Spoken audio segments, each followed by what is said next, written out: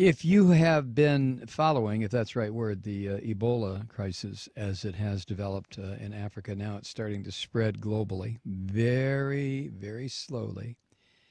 A couple here, a couple there. Now it's in Spain. You may have had the same question that I've had. And that is, why is there no leadership in this country other than Barack Obama giving some statements and Anthony Fauci from the National Institutes of Health and the spokesman for CDC? Where's the U.S. Surgeon General? I thought about that the other day, and it just sort of flitted in and flitted out. But I read something today from the Thom Hartmann program. It was, I think it was posted at Truth Out. And as Tom puts it, the Republican Caucus Room conspiracy is putting all of our lives at risk.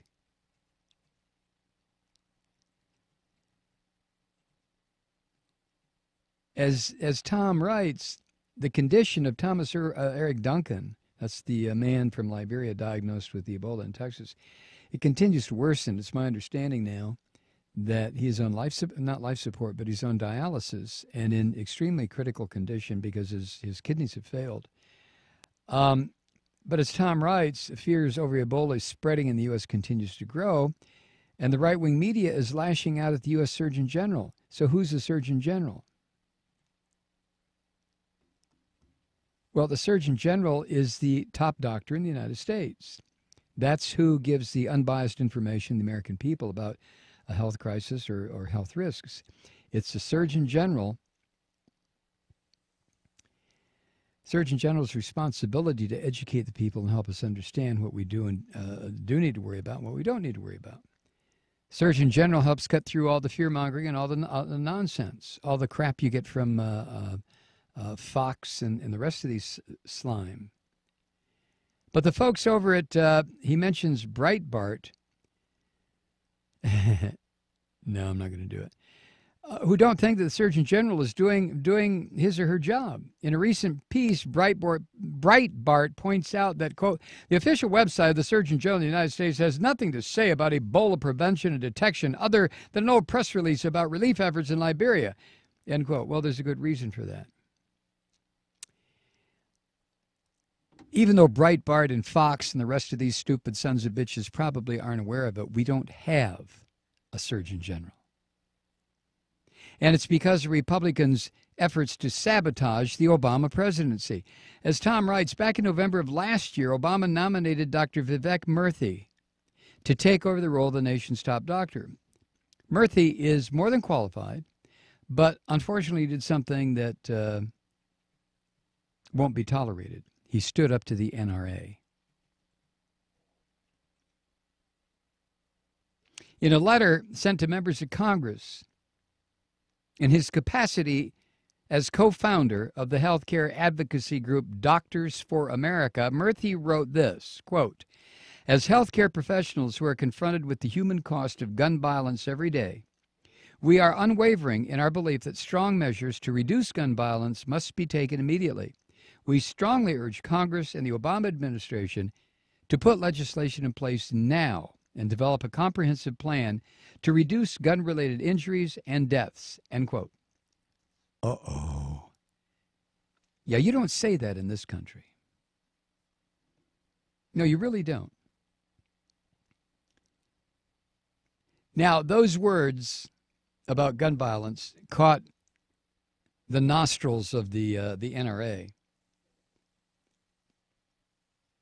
And as Hartman points out, in turn, the NRA got its Republican cronies in the Senate, along with some red state Democrats, to put Murthy's nomination on hold. So for more than a year now, we haven't had a Surgeon General. Isn't that nice? So how big a deal is it? I mean, you know, Surgeon General, he or she doesn't go perform surgeries, even though he or she is referred to as the Surgeon General. Well, as the former U.S. Surgeon General, Regina Benjamin, put it, quote, the Surgeon General is America's doctor, delivering information to the American people in a language they can understand. Not having one right now, you don't have that face and that person that the American people can identify with as the doctor who's looking out for them on a large scale, end quote. And as MSNBC's Crystal Ball pointed out in a recent op-ed, quote, this role is exactly what prior surgeons general have filled in times of heightened public health anxiety. When faced with the threat of bird flu, for example, the Surgeon General at the time, Richard Carmona, talked to the public about prevention, pressured drug makers to ramp up production of effective treatments. He also educated us on risks associated with the disease and kept us updated on its status, end quote. But thanks to these filthy, stinking goddamn Republicans, who I wish would all disappear tomorrow. I really do. I wish every single Republican office holder or every single Republican seeking to be an office holder would just disappear, maybe rapture up to hell or wherever they're going. Just get out of here. They're destroying the country. Of course, they're going to continue to destroy it. So what am I talking about? So thanks to these stinking Republicans, we don't have a top doctor at a time when we need one more than ever. But Dr. Murthy said something about gun violence. In an interview, Tom writes, with the National Journal back in March of 2009, Republican Congressman Pete Sessions said that the Republicans would take a page out of the Taliban playbook. This is what this filthy, stinking Pete Sessions said, quote, Taliban insurgency, we understand perhaps a little bit more because of the Taliban insurgency, is the way they went about systematically understanding how to disrupt and change a person's entire processes. And these Taliban is an example of how you go about to change a person from their messaging to their operations, to their frontline message. And we need to understand that insurgency may be required when dealing with Democrats on the other side, end quote. Now, that garbled, filthy chopping up of the English language, this is how Republicans talk. But you understand what he was trying to say. He went on to say that, quote, if the Democrats do not give us those options or opportunities, then we will then become insurgency. I think insurgency is a mindset and an attitude. So this stupid hayseed from Texas and the rest of these Republican filth, that's the reason we don't have a Surgeon General.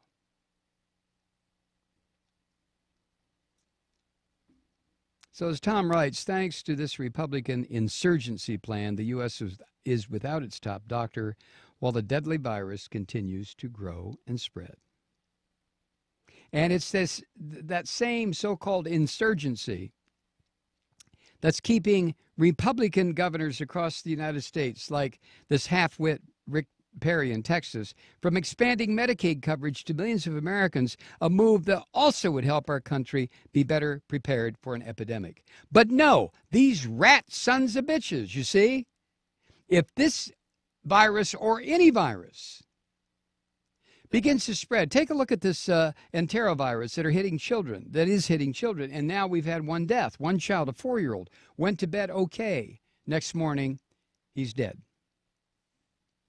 If these stinking Republican governors, these murderous sons of bitches who do not care, had expanded Medicaid so that everybody could get medical care when and if they need it, we would be better prepared for any kind of a viral or bacterial outbreak. But no, they're not going to work with the Negro in the White House. Ain't going to do it.